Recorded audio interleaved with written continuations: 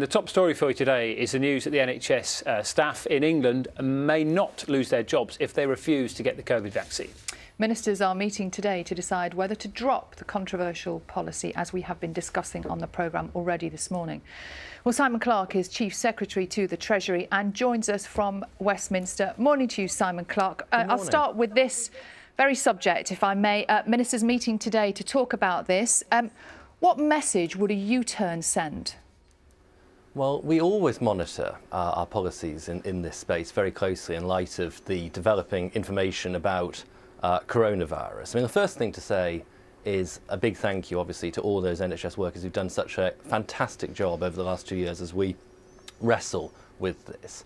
We introduced the announcement about mandatory vaccination last autumn in light of the fact that we had, obviously, the Delta variant, which was extremely dangerous, still taking a very high toll on public health, and we did so to protect the public and indeed the wider NHS from being overwhelmed. I think that was absolutely the right and proportionate thing to do. Since that time, the Omicron variant has become dominant. What do we know about that? It is much more transmissible, and while still dangerous, it is somewhat less so than Delta. Any decision taken today will reflect the fact that those fundamental facts have changed, but the extent to which that allows us to move policy on this is something which will be decided later. You sound to me like a man, though, who knows that change is coming. Well, look, this is something which isn't my decision to make. The Health Secretary will be chairing any such meeting. He'll be at the heart of any such decision. And the point is that we need to wait until such time as he and colleagues have had the chance to look at this. It's not for me to prejudge that. What I can say is obviously what we know about Omicron and its relationship with Delta. Would a change of heart, though, undermine all the hard work that people have been putting in to get NHS staff in England vaccinated? No, I mean, it would not change the reality that getting vaccinated is the best way to protect yourself and others. And obviously, we are in the most boosted country in Europe, which is fantastic, and that's something which I would urge anyone watching to go and do if you haven't yet done it, because that is the surest way to stay safe.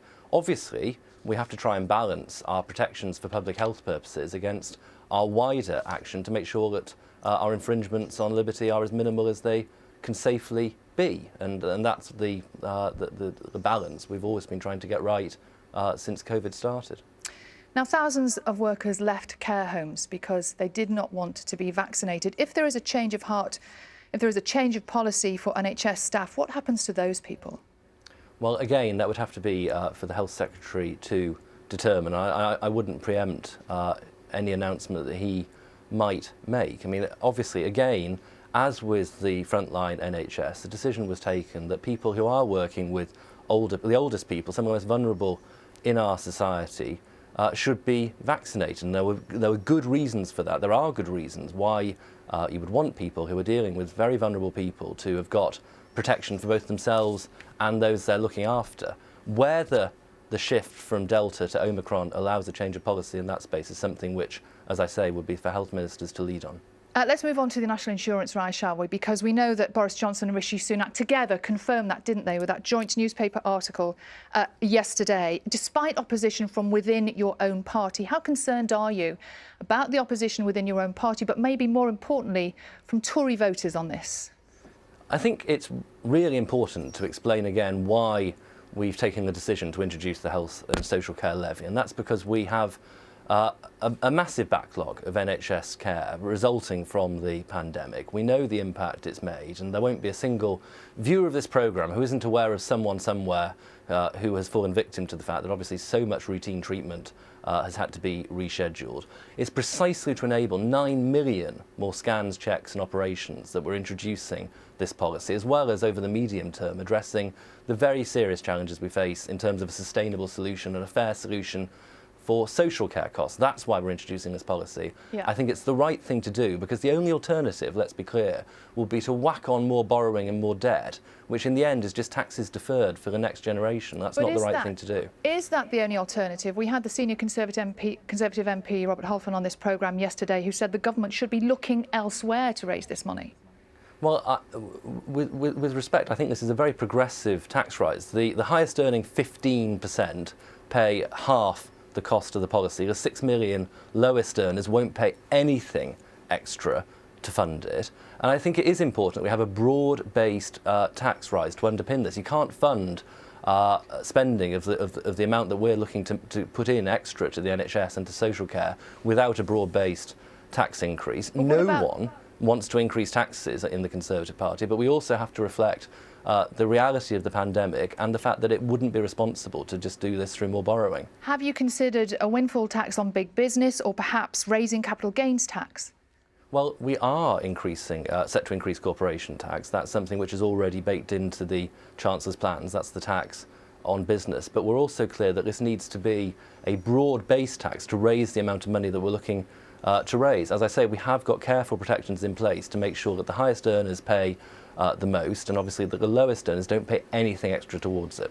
And of course, all of this is coming. There's a crunch time coming, isn't there, in terms of the national insurance rise and also energy.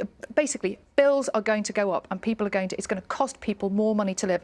What does the government have up its sleeve to help the poorest people? Well, it's important as well to recognise what we're doing to help with the cost of living, which is an undoubted challenge this winter, due to factors, some of which are entirely outside the government's control, including the cost of gas, which is the big driver behind energy rises. We're investing 12 billion this financial year and next to support families. That includes obviously our action to reduce the universal credit taper rate. That's effectively a tax cut for the lowest earners worth an average of £1,000, and we're increasing the national living wage in April. That's going up to £9.50 an hour. That's a 6.6% increase. These are targeted measures alongside wider action like freezing fuel duty, freezing alcohol duty, freezing the TV licence, which the government can take to try and make sure we support families at what is undoubtedly a challenging moment. We know that in France they have splashed out, haven't they, on subsidies. We know that the Danish government is planning to intervene to support its population there. What is the UK government's plan? Well, as I say, we are investing 12 billion this financial year and next, and I've listed some of the stuff we're doing, from universal credit to the national living wage to freezing alcohol duty. Well, the government always keeps this under review. We've given £500 million this winter for a household support fund, which is designed to help some of the most vulnerable families with the cost of living. And obviously there are wider policies like the warm home discount, which is support for people with their fuel bills, and pensioners get their winter fuel payment as well. Might the warm home discount be extended and maybe more people eligible for it? Yeah. We are extending the number of people for whom the warm home discount applies by 780,000. So that is a change which is occurring already.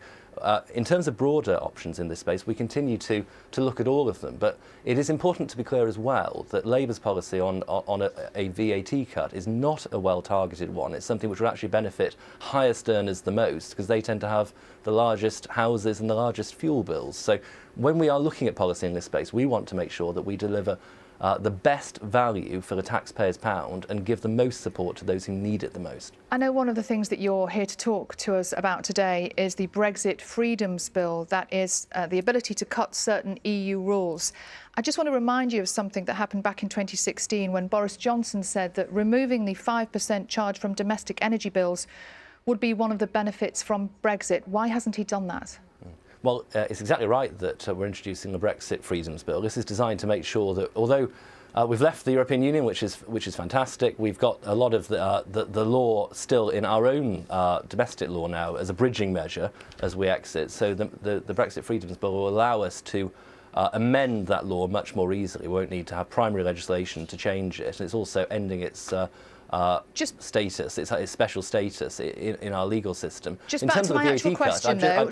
In terms of the VAT cut, I actually answered it a moment earlier in regard to Labour's policy in the space, which is that we obviously look at all of our options. A VAT cut, now we've left the EU, is something that is within our power, but it's whether it's the right targeted measure. And this is the point here. If we're going to intervene in this space and spend hundreds of millions or billions of pounds, we need to make sure that any intervention we make would benefit the poorest the most. We are not persuaded at this point that that is the right intervention. We obviously continue to look at all of our choices, But to be clear, that the benefit of a VAT cut would accrue disproportionately to people with the largest homes and the largest energy costs. So, is that the right way to fund wider support measures? So has the Prime Minister changed his mind since 2016?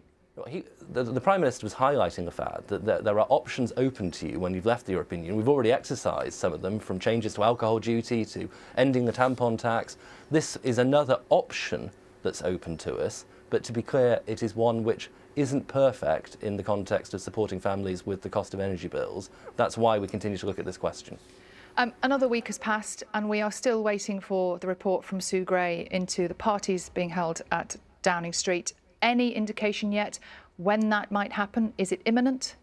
Well, I believe it will be soon. The precise timing of all of this is a matter for Sue Gray. It's a completely independent process, and I do not know precisely when she will bring that report forward. What we've been clear about is that when she does give her report to the Prime Minister, he's set out his very clear ambition to publish that in full and then to make a statement to Parliament as soon as possible afterwards, and that's the process that will be followed. Simon Clarke, Chief Secretary to the Treasury, thank you very much. Thank you.